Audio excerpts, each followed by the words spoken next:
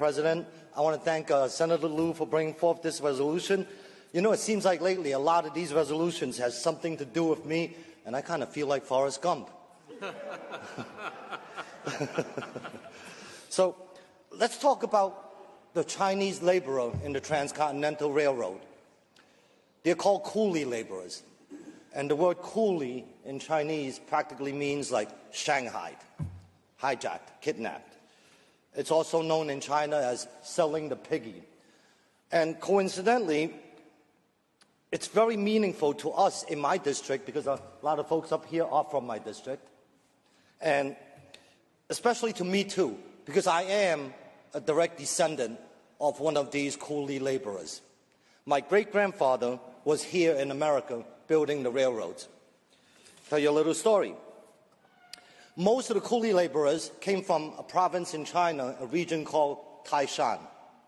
That's where a lot of my constituents are from, Taishan, and that's where my ancestors are from, Taishan. So a lot of us are descendants of these Taishanese people, and Taishan was the #1 feeder region of coolie laborers to the United States in the 1800s. Some of my distant cousins still live in Idaho and California today, as well as Wyoming. When people talk about coolie laborers and the railroads, they often think of California, they think about the gold rush. Nobody ever talks about the Union Pacific in Wyoming, Council Bluffs. But today I want to tell a little story about a place in wild Wyoming territory called Rock Springs. On September 2nd, 1885, happened the Rock Springs Chinese Massacre, where angry white men, Finnish to be exact, from Finland, took up their Winchester repeating rifles and they slaughtered Chinese people. 28 of them confirmed. It could have been as many as 50, 100. We'll never know because they were burned, they were dismembered, they were hung, they were mutilated. So we're never going to know that number. The Chinese was chased out of Rock Springs. Why? Because they thought, the Finnish people thought, that the Chinese people were there to steal their jobs. And that is what happened. And Chinese people ran. They ran to Evanston, Wyoming. And the federal government had to send in troops to escort them back to Rock Springs in the subsequent weeks. And when they returned to Rock Springs, they discovered that their livelihoods, their houses, their homes, their possessions, everything had been plundered.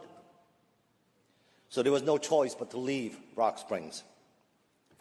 And that was just one little story in the history of coolie laborers in America.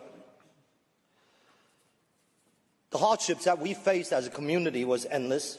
My great-grandfather, coincidentally, around that time, went back to China. And the Chinese that remained and the Chinese that came after that contributed greatly and became a very important community that helped drive America forward. The Transcontinental Railroad was completed, as we know. Today is the anniversary. In America, rocket sled it into a new era of growth and prosperity like never seen before. And we have to thank, among others, the coolie laborers. So after my grandfather went back to China, my family did not re-immigrate to the United States again until the year 1969, partially because of the Chinese Exclusion Act that was overturned in 1943, I believe. In 1969, and it was because of a white man in Binghamton, an executive for the Singer Sewing Machine Company, that brought my uncle over. And that's another story for another time.